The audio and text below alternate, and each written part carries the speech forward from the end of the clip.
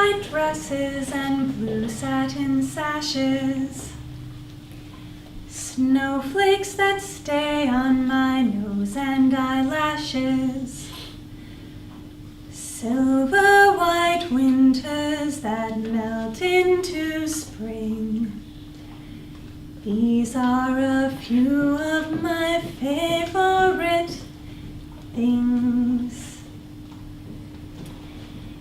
It would be a long time before this silver white winter melted into spring, because in Russia, the winters are interminable. An old couple sat in their humble cottage with cups of tea that were half consumed. They had finished their breakfast. They were sitting in their chairs in front of the window, which was a little bit drafty, but it was compensated for by the fire that was blazing hot and bright in the hearth. They sat by the window, looking out at the courtyard in the town center, drinking their tea. The snow had been falling all night, and it had left a blanket, and it was still just slowly drifting down from the sky. The tranquility was shattered by a sudden onslaught of shrieks and laughter and giggles as all of the neighbor children rushed out of all of the houses surrounding this courtyard, and snowballs just started flying through the air. And for that old couple sitting in their cottage, they looked at all of the children, and the moment became bittersweet, and they didn't have to say anything. They didn't have to even look at each other. They just reached out, held each other's hand. The old woman finished her tea. She set the cup down. "Come, we can make our own snow child." And she stood up. The old man looked at her. Even after years of marriage, she could still surprise him. So they wrapped their scarves tight, they pulled their hats down over their ears, and they went out where the snowballs were just flying through the air. Angels flew across the ground. They kept to the edges as much as they could, and they found an area that was mostly undisturbed. They knelt down on the ground and began just scooping the snow into a big pile. With their gloved hands, they carved the outline. The old woman started digging through the snow until she found a stick, which was perfect for adding little closed crescents for closed eyes and a dot for the mouth. With a little more rummaging, she could find some moist leaves for downy hair, and she carved out the edge of what would be the blanket surrounding that sweet young little face. They sat there in the snow, and they didn't even notice how cold and wet their clothes had gotten. They hadn't noticed that all of those shrieks and giggles had pretty much disappeared as all of the children were called inside for hot soup and fresh bread and warm tea. They were just sitting there looking at their little snow child that they had made.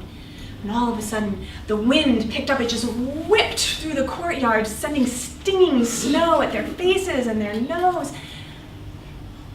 And when they looked again, well, their snow child was gone. And there was a baby in the snow.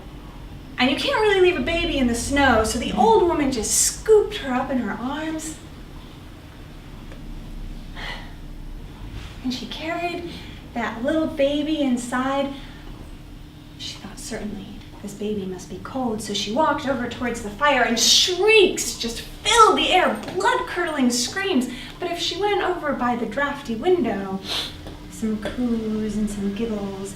If she went outside, a little chubby hand would wiggle its way out of the blankets and break off low-hanging icicles. That baby ate icicles like they were candy canes. And there must have been something magical about those candy canes, because in a period of only a few short days, that baby had grown up into a young woman Her hair hung long and straight, pale and glistening.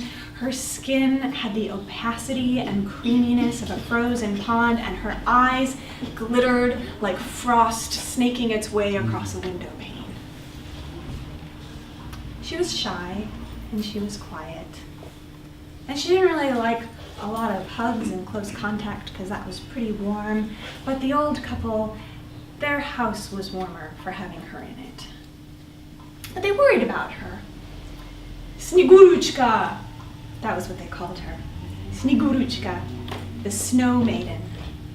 Snegurochka, you should go out. Make friends your own age. We're old and boring, and we've taught you a lot, but you need friends your own age. But she was happy at home. Well, one day she was sitting by that drafty window, the coldest place in the house, when watching all of the people going through the streets, going about their business, when it all just erupted with color and music and dancing. It was the midwinter festival. People had brought out their brightest scarves and their most colorful hats to battle that dismal gray sky that hung so low overhead. Snegurochka sat at the window, just looking at all of the excitement. Snegurochka, go, go! And so she went out. And the old couple watched her go. They watched her get lost in the crowd. And they waited for her to come home. She came home, and she was quiet, but this was the most talkative they had seen her. I made some friends today. I met a girl. Her name is Kupava, and she talks a lot. But she showed me everything around town, and she introduced me to Lil. Lil is a shepherd boy, and he doesn't say much, but he might be my friend too. Oh, and she introduced me to Mezgir. And Mezgir is her lover. He's a traveling merchant. And so the days continued to pass, and on some days, Lil, the little shepherd boy, would come and knock on her door when there was dancing happening. And the old couple were happy. They were happy when they heard these knocks at the door. But one day there was a knock that was different. It wasn't soft the way Lil knocked, and it wasn't excited the way Kupava knocked. It was strong. The old woman was in the kitchen. She was kneading her bread. The old man was out chopping more firewood. But Snegurochka got up and opened the door, and the old woman could hear from through the room, "Come, dance with me." And she heard Snegurochka's soft voice, hesitant, but she couldn't quite make it out. And again, "Come, dance with me." And there was some back and forth that the woman couldn't quite understand, and Snegurochka seemed to be getting a little flustered, but then she heard the door close. She stuck her head around the corner. It was Snegurochka. "Are you okay?"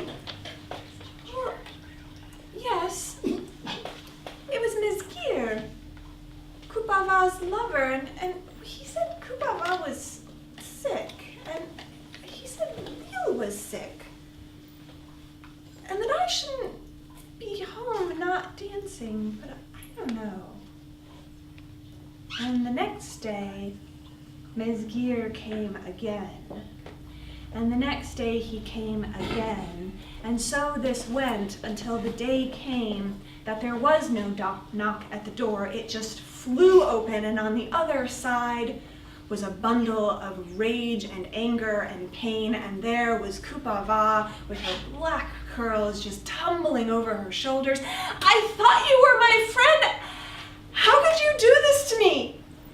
I loved him, and he loved me, and now he wants to marry you, but you were supposed to be my friend. I won't stand for this." And she turned on her heel and fled with a flounce of curls behind her. Snegurochka stood there, and the old couple just stood there. They closed the door But later that day, Snegurochka was sitting at her seat looking out the window, and she could see the men of the law were coming. And they opened the door. Snegurochka must come with us. No, you have to stay. Only she can come. So the old couple stayed at home, and they waited and they paced, and that bread got kneaded like it had never been kneaded before. Snegurochka came home. Her eyes were just glazed over. Snegurochka, what has happened?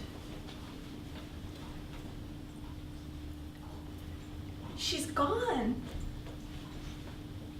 I told her no, I didn't do anything. I never danced, I never left, but she didn't understand, and now she's gone. She jumped down the well. And then, without another word, Snegurochka sat at her chair, and that was where she stayed, day in and day out, and day in and day out. And Lil saw her sitting there every day. He saw her sitting there. He came and he rapped at the window, but she didn't see him. The days passed, the weeks passed. Snegurochka, we know that it hurts, and we love you. But she just sat at the window. Snegurochka, it hurts, but there's more. We are here. And Lil comes every day. And one day she was sitting by the window, and she came to a start. She blinked and she looked around. She saw her parents standing there. She saw Lil coming down the road, and this time she let him in. And she went out with him. And the old couple stayed at home, and they hoped that this would be good for her. So they were surprised when, instead of hearing that familiar creak of the door opening, they instead heard a soft knocking. When they opened the door, there stood Lil, holding his flute, with mud smeared on his face, on his clothes, on his hands, and he was just holding his flute. Lil, what has happened? Come in. Where is Snegurochka? I took her to the forest. She wanted to be in the trees.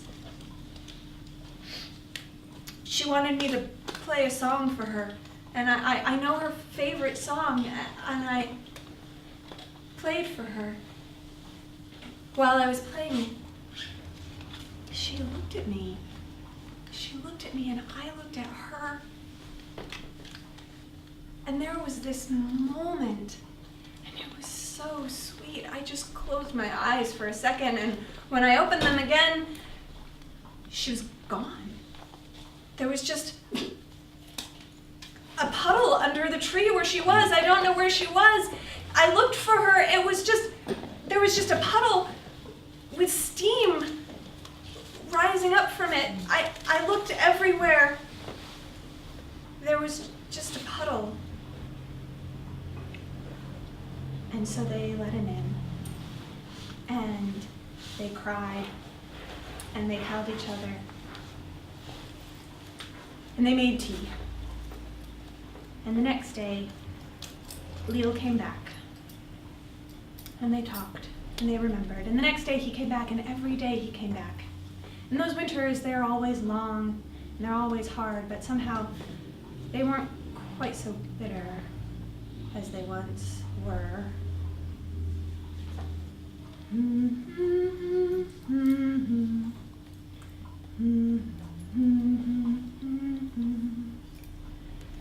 Snowflakes that stay on my nose and eyelashes, silver white winters that melt into spring. These are a few of my favorite things